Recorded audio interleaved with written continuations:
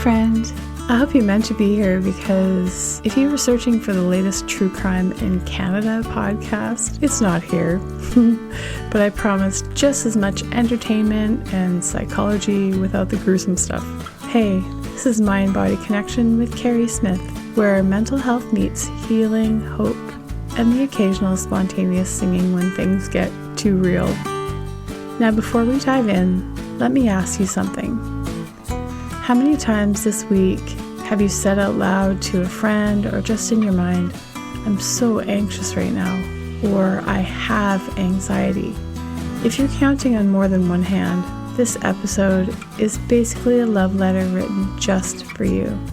Because here's something I want you to know.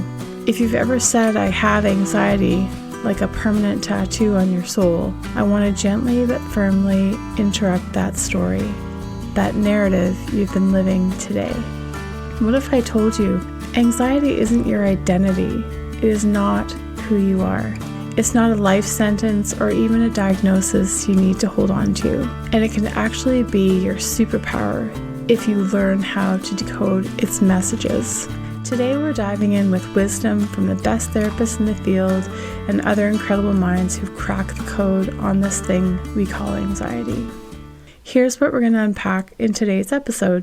Why anxiety is actually your brain's overprotective best friend, the language trap that is keeping you stuck, and how to escape it. 5 game-changing tools that work better than just breathing deeply. Plus the grocery store story that will make you see panic attacks in a completely different light.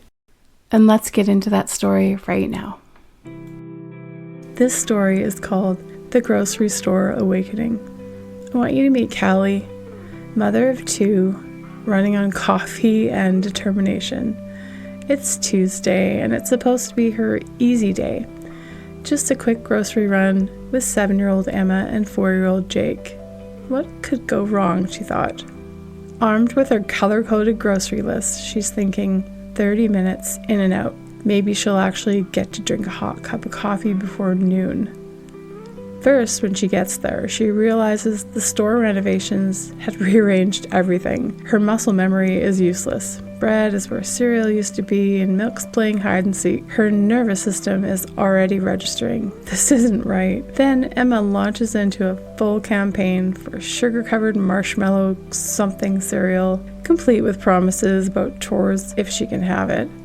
While Jake discovers that cartwheels make different sounds on grocery store floors while kicking boxes off the shelf. And that's when we hit aisle 7. Jake, trying to be helpful, reaches for the pickles. It's on Mom's list. He knew that, but the jar is too big for his little hands. Smash! Pickle juice and glass everywhere. That's when something in Callie just snapped. Not anger, but a panic.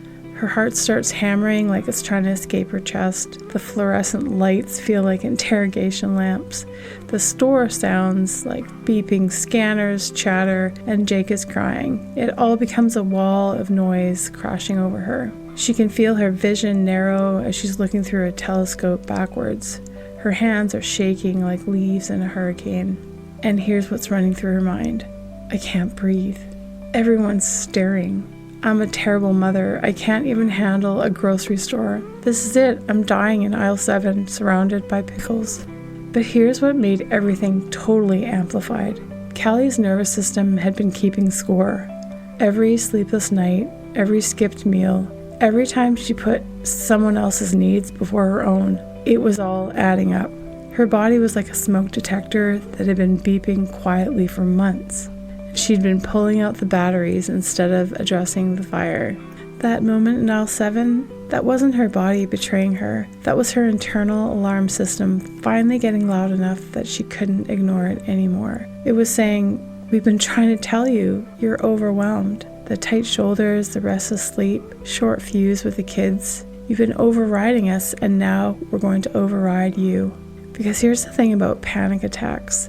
They feel like you're dying, but they're actually your body trying desperately to keep you alive. That racing heart, preparing muscles for action, the tunnel vision, focusing on threats, the shaking, energy mobilizing.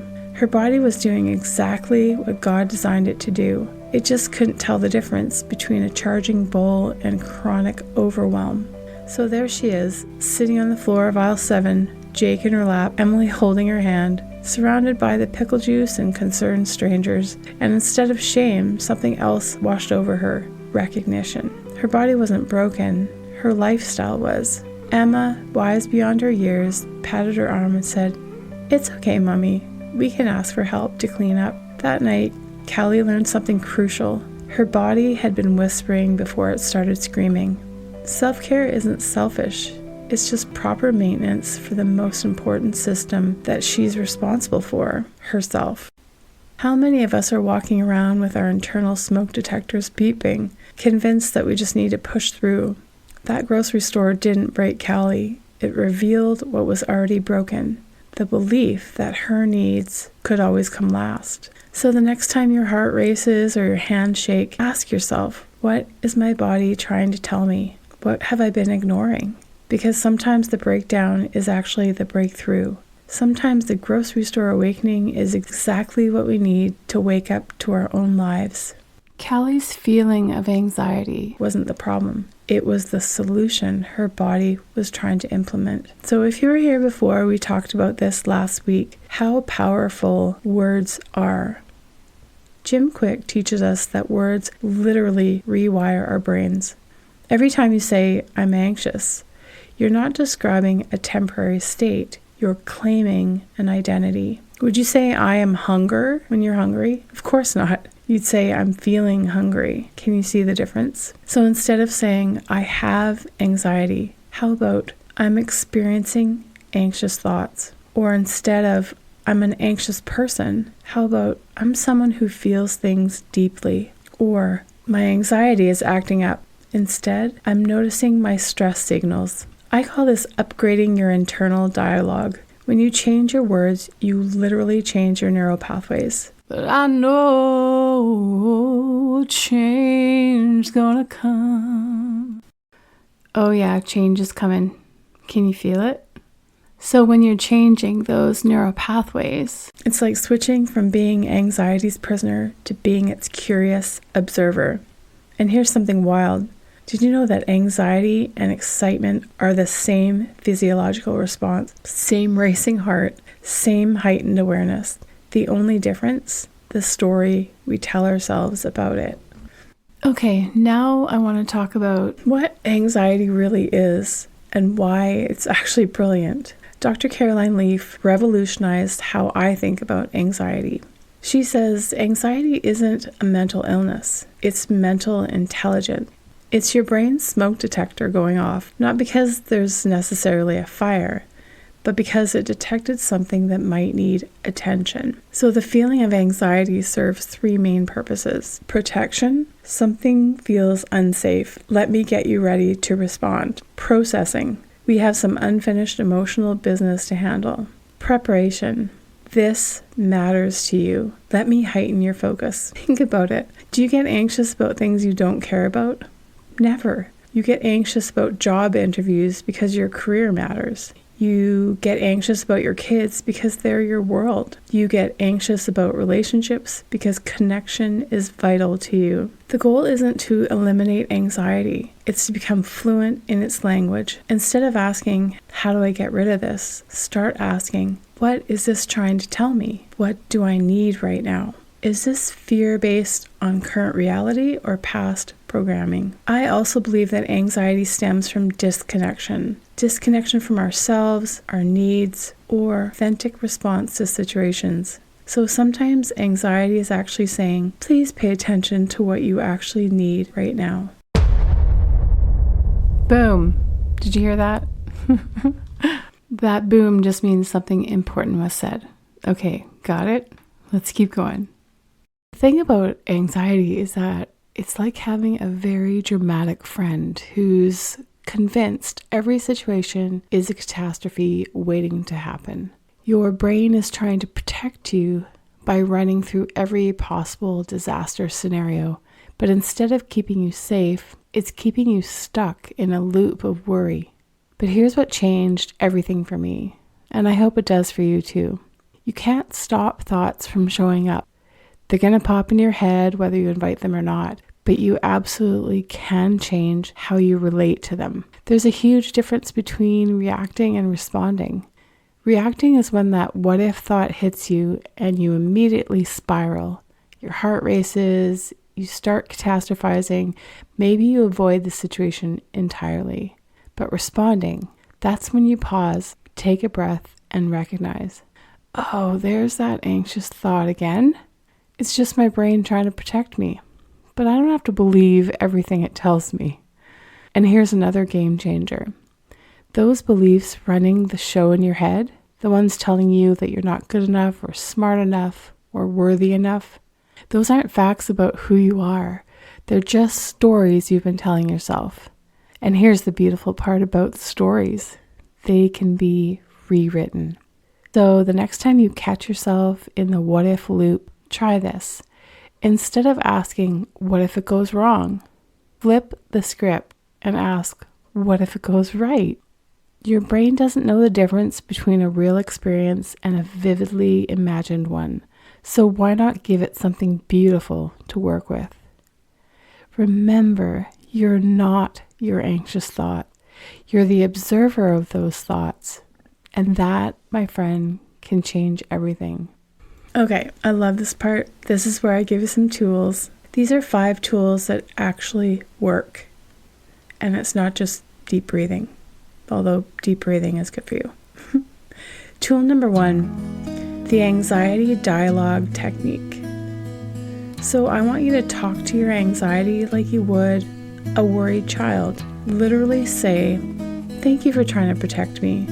I hear you. I've got this now. This is kind of a name it to tame it effect. When you acknowledge anxiety with compassion, it often softens. Tool number 2, the movie screen method.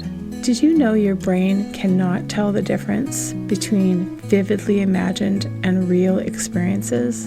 Instead of playing a disaster movie in your head, consciously direct a different film. See yourself handling the situation with calm confidence. Make it vivid, make it wonderful, make it colorful and real in your mind. Tool number 3, we talked about this before, but it's really good. This is the 5-4-3-2-1 grounding technique. So when anxiety hits, immediately notice 5 things you can see, 4 things you can touch, 3 things you can hear, 2 things you can smell, and 1 thing you can taste. Again, this just helps pull you out of racing thoughts and into your present moment. Tool number 4 is the energy reset. I want you to put your hand on your heart and say, I am safe, I am capable. This feeling is temporary. Your nervous system responds to your own voice more than anyone else's, so make it count. And last, tool number 5 is the anxiety inventory. I want you to ask yourself these 3 questions. Number 1, is this thought helpful or harmful? Number 2, is this fear about something happening now or something that might happen? And number 3, what would I tell my friend if they came to me with this worry? I want you to become the chief of operations of the business of your own mind. So you get to decide which thoughts deserve your attention and which ones get fired. I want to give you another practical application. This is called the Daily Anxiety Audit. Okay, I'm giving you homework. Yes, I'm giving you homework because I care about your mental health that much. So every evening for the next week, I want you to ask yourself, when did I feel most anxious today? What was my body trying to tell me? And how can I honor that message tomorrow? Maybe your anxiety was saying you're taking on too much. You need more connection. Or this situation doesn't align with your values. Listen to it like the wise advisor it actually is. And remember, healing isn't linear. Some days you'll nail these tools, and other days you'll forget they exist. That's not failure, that's just being human. 'Cause I'm only human. Okay, my friend, so that's what I have for you today. If this episode helped you in any way, would you do me the biggest favor? Can you share this with someone who needs to hear that they're not broken, they're not their anxiety, and they're absolutely not alone in this?